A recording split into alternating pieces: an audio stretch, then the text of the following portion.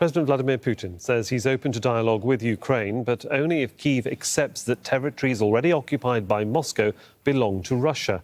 Putin made those comments during a phone call with Turkey's President Recep Tayyip Erdogan, called on Putin to support a unilateral ceasefire and a fair solution. Now, Erdogan is expected to speak to Ukraine's Volodymyr Zelensky by phone later on Thursday. Let's bring in political analyst Vehbi Beysan. He joins us now from Istanbul via Skype. Good to have you with us on Al Jazeera again, so nice to have your time. I mean, what were we expecting from this phone call? Because pleasantries aside, there is a lot of serious business to be conducted on several fronts, and it all needs to be addressed.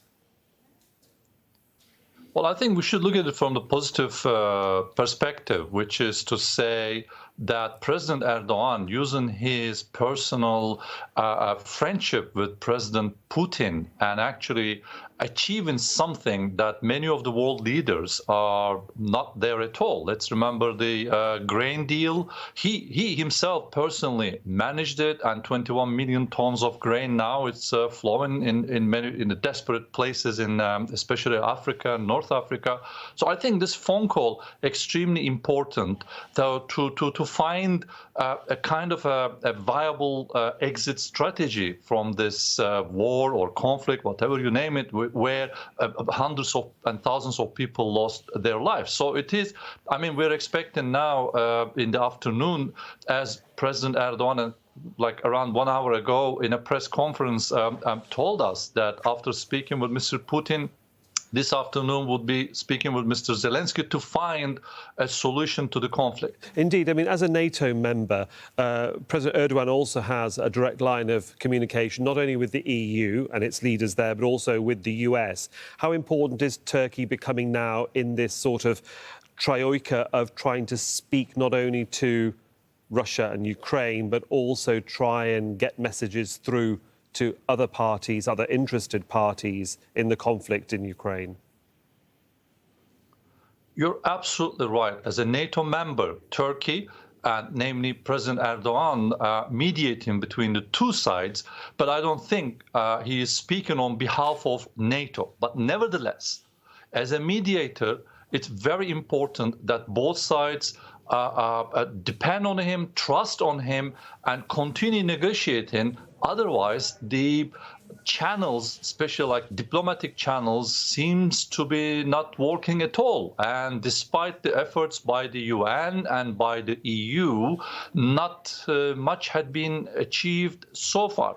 But as you said, it's extremely important that a NATO member doing it as a Turkey, doing a pivotal role into finding a solution into this conflict. But also, let's remember that President Erdogan, using his personal friendship with both leaders, bringing in solutions, for example, prisoners exchange, or many other areas which are extremely important. At least that channel is open and someone is doing it willingly, and this is President Erdogan himself.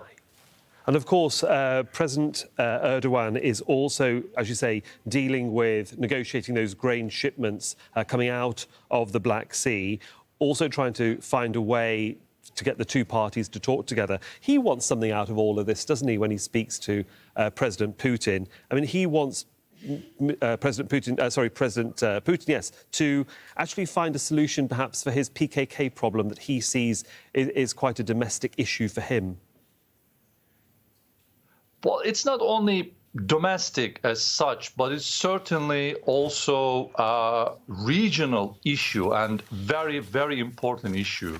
This is to say, it's not limited to PKK, because I know often the international community turn blind eyes to the issue, but I think it's extremely serious. This is to say that in the northeastern part of Syria, in the pretext of a fight against terror, namely fight against ISIS, hundreds and thousands of armed men already stationed at the Turkish border. This is, I mean, it's really worrying as a Turkish citizen, because these people are armed, trained, financed, and more importantly, gained field experience in fighting against ISIS. But United States so far does not offer any a convincing argument that what will happen after ISIS evaporates, disappears. What's going to happen to these people and the guns and weapons?